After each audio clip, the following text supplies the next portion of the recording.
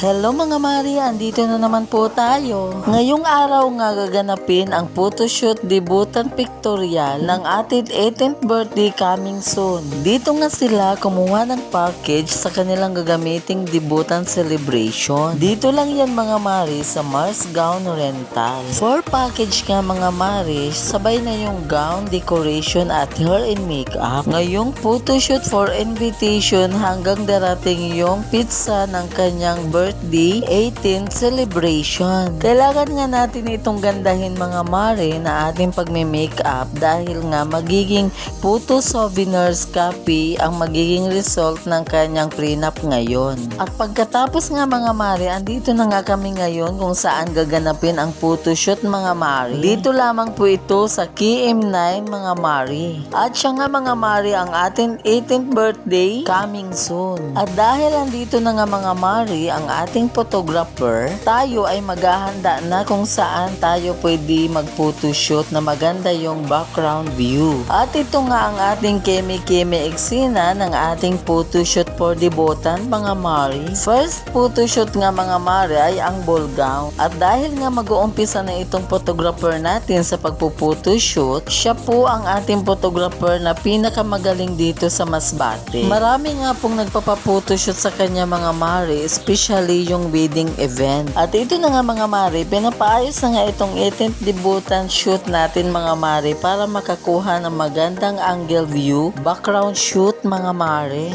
Magiging photo shoot, souvenir photo copy nga ang magiging result sa kanya mga Mare. Siya nga pala mga Mare si Princess Daisy at 18. At todo eksena nga mga Mare ang magagandang view dito sa pag-photoshoot sa lugar na to mga Mare. Siya nga pala mga Mare ang ating photographer na si Kuya Darwin.